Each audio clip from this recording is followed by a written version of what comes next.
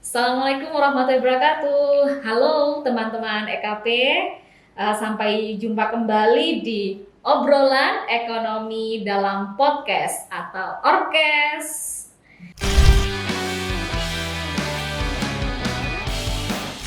Oke, baik, di sini sudah hadir bersama saya kandidat doktor dari University Teknologi Mara, Puan Siti Fatina binti Abdurrahman. Selamat pagi. Selamat pagi, Ibu. Ya, pertama kalinya datang ke Indonesia. Pertama kali. Oh, bagaimana rasanya? Kita sampai pada hari Sabtu. Esok sudah pulang. Oh iya. Tetapi kita dah pergi ke Kayu Tangan, mencuba kopi di Lafayette. Kopi menarik. Sangat menarik, orang-orangnya ramah mesra, makanan sedap-sedap. Kita dah try bakso juga. Oh, iya. Cuma soto je kita belum try lagi. Oh, oke, nanti diajak jalan-jalan sama teman-teman Boleh, di insyaAllah. sini. Oke, baik, Puan Fatina saya panggil atau bagaimana? Fatina, Fatina, boleh. oke, baik Fatina. Fatina juga bisa manggil saya Inayati. Ya, saya juga dosen di Fakultas Ekonomi dan Bisnis Universitas Negeri Malang. Nah, Fatina adalah seorang dosen di UCMI Malaysia. Beliau menyelesaikan S1-nya di Human Resource Management Betul. di University Teknologi Mara pada tahun 2009. Kemudian menyelesaikan masternya di Management and Leadership juga di University Teknologi Mara, dan sekarang ingin menyelesaikan doktornya masih ya dari 2021. Dari 2021. Semoga cepat lulus ya, dokter. Insyaallah, amin. Oke, di bidang Business Administration juga di University Teknologi Mara. Jadi konsisten nih. Oke, bagaimana dokter? Nah, dokter Fatinah ini merupakan direktur LEAP atau Learn and Earning Program. Betul. Mungkin bisa sedikit diceritakan Learn and Earning Program ini program seperti apa gitu di UCMI? Boleh. So kita panggil LEAP Center. Learn and Earn Program Center. Dia adalah salah satu academic center yang baru saja sebenarnya ditubuhkan pada tahun 2024. Di mana fokus kita adalah untuk program open and distance learning, micro credentials dan juga APEL, accreditation prior experiential learning. So kita punya market tu adalah executive market untuk working people, untuk sambung belajar. So kita akan melalui program-program yang kita adalah di bawah LEAP Center UCMI. Itu sedikit lah tentang LEAP Center. Oke, sudah berapa tahun di situ? Saya sendiri di UCMI bermula 2018, so dah jadi 7 tahun lah. 7 tahun di sini. Itu pertama kalinya saya masuk Universitas Negeri Malang itu 2018. Oke, sama lah kita ya. Oke, baik. Nah, Fatinah di sini akan sharing dengan kita mengenai social entrepreneurship. Jadi biasanya kita di ekonomi pembangunan nih, kita punya mata kuliah entrepreneurship atau kewirausahaan. Nah, social entrepreneurship ini seperti apa sih, Fatinah? Maaf, saya ada sedikit point di sini. Social entrepreneurship ni seperti yang kita tahu kan, kalau kita tengok entrepreneurship ni ataupun bahasa Indonesia ni kita panggil apa? Keusahawanan. Kewirausahaan. Kalau bahasa Melayunya keusahawanan. So basically dia entrepreneurship is a business. So kalau kita bercakap pasal entrepreneurship ni, selalunya secara amnya kita cuma cerita tentang how to be a successful entrepreneurs, what are the types of entrepreneurship, dan juga apa factors of production dan sebagainya lah. Tapi jarang sebenarnya kalau di Malaysia sendiri, di IPT kita ada kurang IPT yang mengenengahkan di social entrepreneurship. Di mana social entrepreneurship ni kita boleh kata dia punya main outcomes dia adalah social impact. Okay. Rather than maximizing ataupun rather than earn the profit itself. Kalau kita tengok traditional entrepreneurship, of course profit. Apa-apa saja yang cross when we are talking about business, kita talk about how to earn profit. Tetapi social entrepreneurship ni, selain daripada kita nak earn the profit, kita juga nak melihat how is our business ataupun how is our kewirausahaan can give impact kepada society. Especially. Okay. That is social entrepreneurship.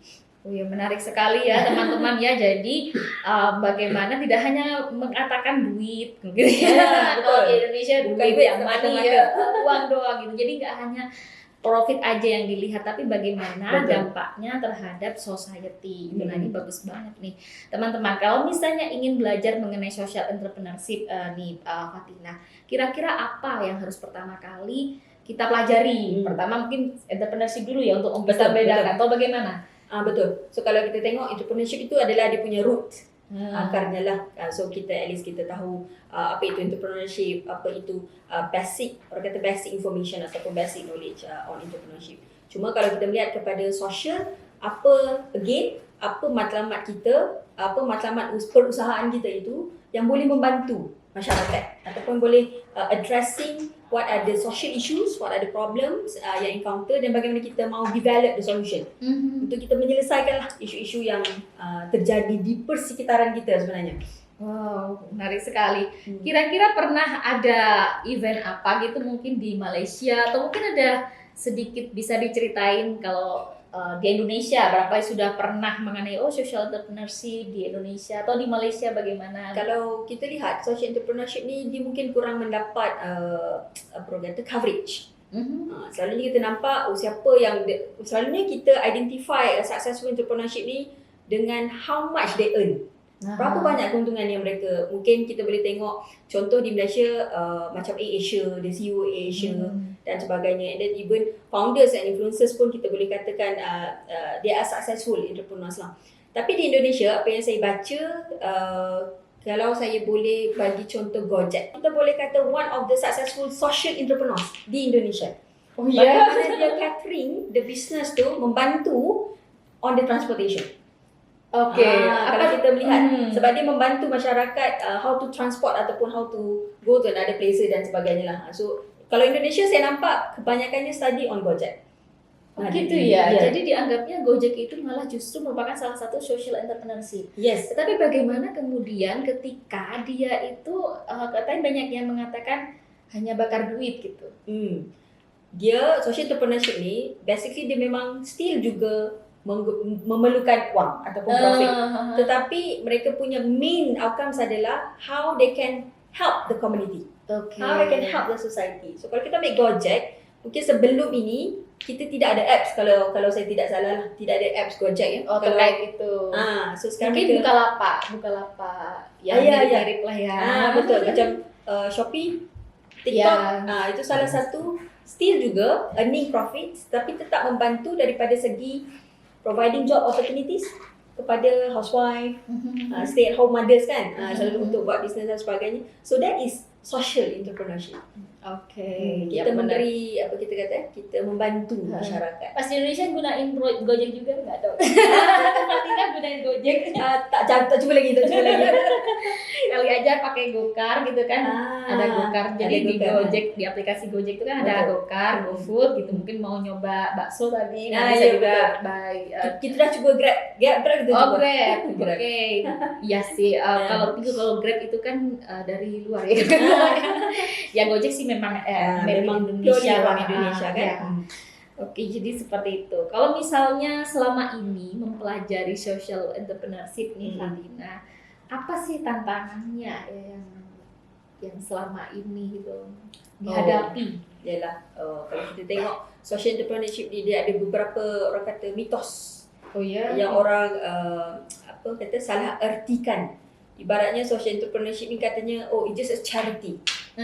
Mereka nampak sebegitu. Dia adalah orang kata charity, tapi sebenarnya dia bukan charity semata-mata. Dia juga the key challenge of orang kata social entrepreneurship ni adalah bagaimana you nak balancing the profit dan juga impact kepada society tu.